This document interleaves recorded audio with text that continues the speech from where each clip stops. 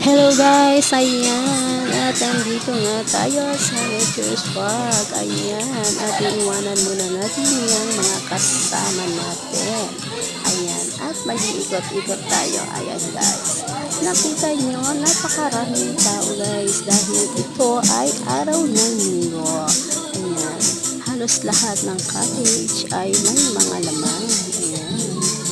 Mapupuno pa yan siya guys, mamaya dahil yung mga bakante ay nakareserve na yung may mga tao guys. Ayan. Nakita niyo guys, ayan.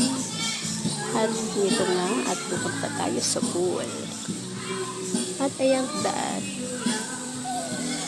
At ayang daan na yan ay papunta ng pool. Ayan. Nakikita niyo ba guys, ayan. Yan ay papunta ng pool.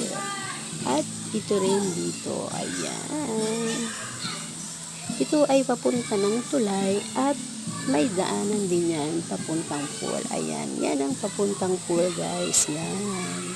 Pero dito tayo sa tulay, ayan. Dito tayo pupwesto para makita natin yung mga nasa baba, ayan. Ayan, at napakaganda nga dito talaga guys, ayan. Napaka-presko ng hangin dito at hindi talaga sisinag ang araw dahil sa sobrang kapal ng mga puno, ng mga dahon, ayan. Napakalilim dito guys, napakasarap talaga dito magtambay. Tamang-tama pagka ganitong summer. At ayan nga, tingnan natin sila sa baba, ayan, at busy-busy sila sa kapoposing, ayan, mga kasamahan natin iba, ayan sila, nag-enjoy na sila dyan sa baba, ayan, nawala silang kamalay-malay, nagbinibidyohan na rin sila, ayan, post lang sila, ayan, o diba, yan guys ay napakalalim dyan.